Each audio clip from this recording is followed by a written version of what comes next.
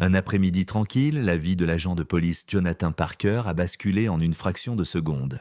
Il était en patrouille dans la petite ville de Maplewood, un endroit paisible où la circulation était faible et le soleil brillait. Un ciel clair, une chaleur douce, mais tout cela allait changer quand il a aperçu une voiture noire qui roulait un peu trop vite.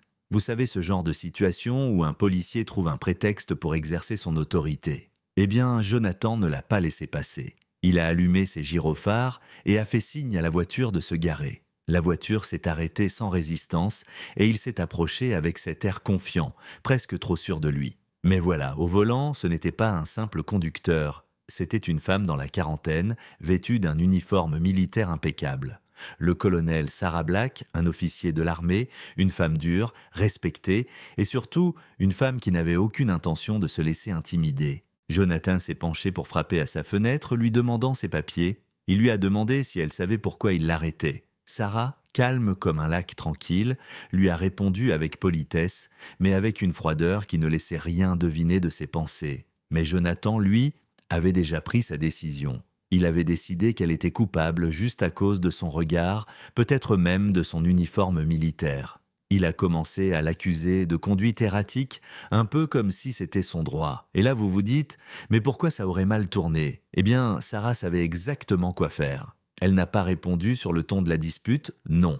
Elle a simplement sorti son téléphone, a tapé quelques chiffres et a mis l'appareil contre son oreille. Jonathan a haussé les sourcils. « Qu'est-ce que vous faites ?» a-t-il demandé, l'agacement perceptible dans sa voix. Elle l'a regardé, a baissé son téléphone et a simplement dit « Je fais un appel ». Maintenant, vous devez comprendre quelque chose ici. Sarah Black n'était pas n'importe qui. Elle était bien plus qu'un simple colonel. Elle était une femme qui savait que la situation allait dégénérer, mais elle avait une carte secrète dans sa manche. Elle n'a pas appelé son avocat, pas son ami, non. Elle a appelé son supérieur, un général bien placé, quelqu'un qui pouvait faire bouger les choses à l'échelle nationale. Elle savait que ce n'était pas juste un contrôle de routine. Jonathan a commencé à devenir nerveux. Il n'avait aucune idée de ce qu'il venait de déclencher. La conversation au téléphone était rapide, précise, mais terriblement efficace. Sarah raccrocha et en un instant, tout changea. L'air s'alourdit. Jonathan n'avait plus la même confiance en lui. Il n'avait plus ce regard supérieur. Il n'était plus celui qui était en contrôle. À ce moment-là, il ne le savait pas encore, mais la situation venait de lui glisser entre les doigts. Puis, la radio de Jonathan cracha un message. « Unité 12, rappelez-vous, respectez la procédure. Laissez-le partir. » Le ton de la voix était calme, mais il était clair. C'était le supérieur de Sarah, celui qu'il venait d'appeler. Il ne savait pas qui elle était, jusqu'à ce moment-là. Jonathan, les joues rouges, a dégluti.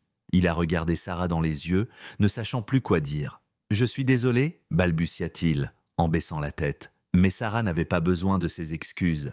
Elle savait exactement pourquoi elle avait agi comme elle l'avait fait. Elle n'était pas là pour recevoir des excuses.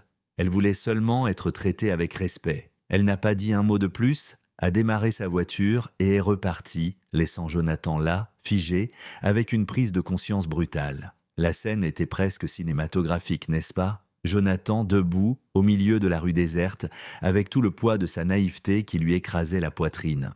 Et Sarah dans sa voiture, roulant paisiblement sous le soleil couchant, sans un regard en arrière. À la fin, ce n'était pas une victoire simplement pour Sarah. C'était une victoire pour chaque personne qui a déjà été traitée injustement, qui a été jugée sur son apparence ou son statut. C'était une démonstration de pouvoir, pas par la force, mais par la connaissance, par la maîtrise de la situation. Alors, est-ce que Jonathan méritait ses excuses? Peut-être. Mais est-ce qu'il a appris quelque chose ce jour-là? Certainement. Ce qu'il a appris, c'est que la véritable justice ne se cache pas derrière un uniforme ou une insigne. Elle se trouve dans la force de la vérité et dans la capacité de quelqu'un à se tenir debout, quoi qu'il arrive. Mais maintenant, vous, qu'en pensez-vous? Est-ce que Sarah a agi correctement en confrontant Jonathan ainsi?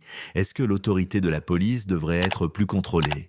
Partagez vos pensées dans les commentaires et n'oubliez pas de liker et de partager si vous pensez que cette histoire mérite d'être entendue. Parce que, croyez-moi, des histoires comme celle-ci, on en a besoin plus que jamais.